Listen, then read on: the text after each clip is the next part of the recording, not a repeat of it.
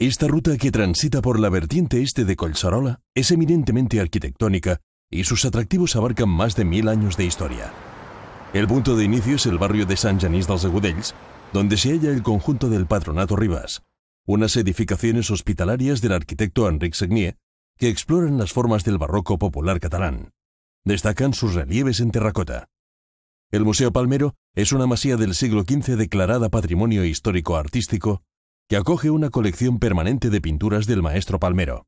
La ruta también se detiene en la magnífica masía Can Soler, situada cerca del torrente de la Fuente del Bacallà, y en la antigua iglesia de Sant Genís dels Agudells, cuyo cementerio es el único de la ciudad que se mantiene dentro del núcleo urbano y que no es de titularidad municipal. La ruta deja atrás estas construcciones tradicionales para adentrarse en Montbau, un barrio construido hace poco más de 50 años y que reúne varios ejemplos de construcción racionalista. En el plan de Montbau puede verse la planificación de los espacios públicos, los servicios, la disposición de los bloques de viviendas o los ajardinamientos.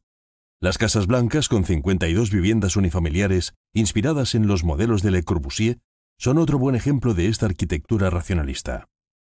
La ruta nos conduce a visitar algunas de las zonas señoriales más majestuosas de Horta-Guinardó, como el Palacio de las Euras.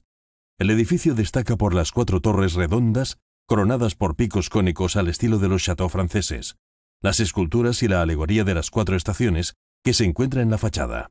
Y finalmente, el itinerario también propone pasear y dejarse seducir por los jardines extraordinarios del Laberint d'Horta, los más antiguos de la ciudad y una auténtica joya al pie de la cordillera barcelonesa.